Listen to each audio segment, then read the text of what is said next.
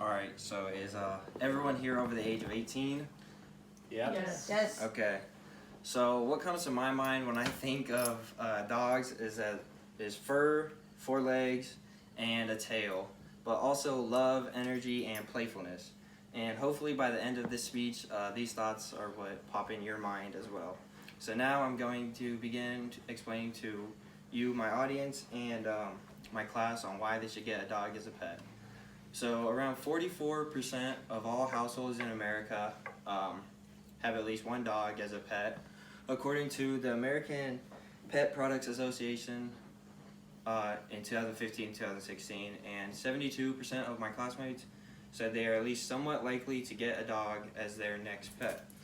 And coming from a home that had only female dogs, at least 3 of them, because my mom could never have any daughters, they were always full of love and joy. So, but there's much more to them. They are able to teach responsibility, they are loyal companions, and they are great for your mental health as well. So now I'm going to begin explaining on my first point of responsibility. But first, how many of you here have dogs? I do. Yeah. Alright, so almost all of you. Okay. And do you believe that dogs teach responsibility? Without a doubt. Thank Yes. you for your input. Okay. So now that brings me to my first point, responsibility. Getting a dog will help teach children primarily responsibility and adults as well. And raising a dog is not necessarily an easy task.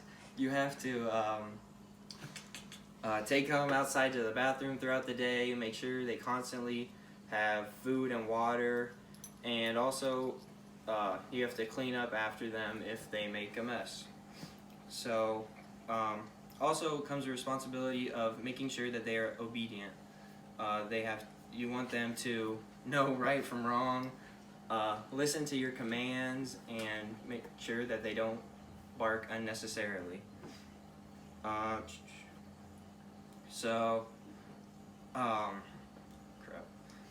As you can now tell, getting a dog will help kids grow and learn, and it will also make individuals such as adults become more responsible if they haven't figured out responsibility yet. So another question would,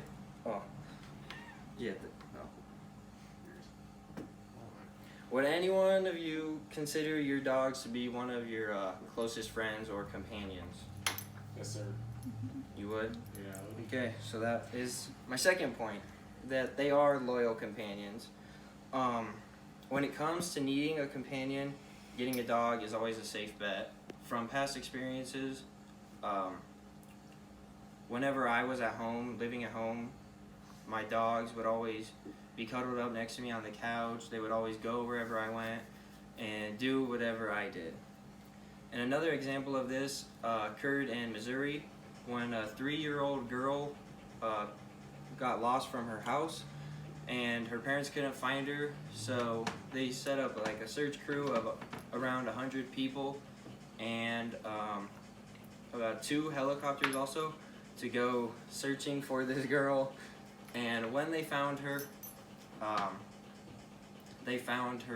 lying in a cornfield next to her dog, cuddled up. So her dog was pretty loyal. Another example occurred in Brazil. In this example was a man was stabbed and he had to be rushed to the hospital. And so when the ambulance came and got him, his dog followed the ambulance all the way to the hospital to make sure that he was okay. And so this dog sat outside waiting for what ended up being about 4 months, waiting for his owner to come out and return, but he never did. So if these 2 examples don't show you how loyal dogs are, then I don't know what loyalty is. So when it comes to needing a loyal companion, you can always count on a dog to be there. But not only will they be there for you physically, they will also be there for you mentally. One way that dogs can truly they truly have a positive effect on the mental health of individuals. In a study, dogs have been linked to increased positivity, reduce anxiety, reduce depression, reduce loneliness, and oftentimes these symptoms occur in college-age students due to school, homework, due to jobs that they have to get as well, and the fact that they have sports to play on top of that. Some of them do anyway. And so intervention groups have been set up all throughout college campuses, and these intervention groups bring dogs to campuses so students can interact with them and pet them and stuff. And some of these intervention groups include animals assisted intervention, animals assisted therapy, and animals assisted activities. And so there was a study done in 2014 on 55 undergraduate students. Oh, thanks. And in this study, they brought dogs to the campus twice a month for a semester. And what they found was that when the students interacted with this dog and played with them, they found that there was a decrease in loneliness and anxiety and depression as well. Dogs also help reduce mental disorders in veterans as well. Oftentimes service dogs are given to veterans who have PTSD, anxiety, or panic attacks, depression, and these dogs will help them take medications for these as well. And the way that these dogs help is by, when they have a panic attack, they are there to interrupt the panic attack.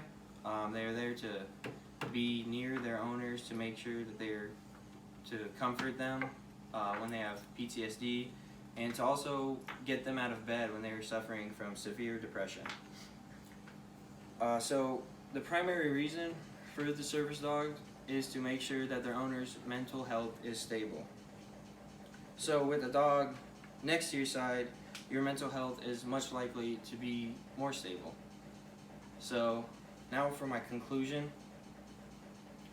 Hopefully by now, the positives of a dog are beginning to break through and outweigh the negatives that some of you still might have, if you still have them. The dogs are loyal, they're loving, they're energetic, they're playful, they are passionate, they're friendly, and they're so much more. They can help teach responsibility, they can be loyal companions, and they can also reduce stress and other disorders.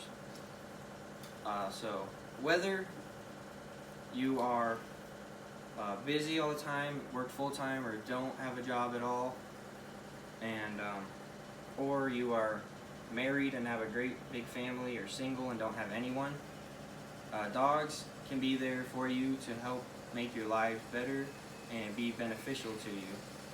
And so dogs truly are man's best friend. Without a doubt. That's it.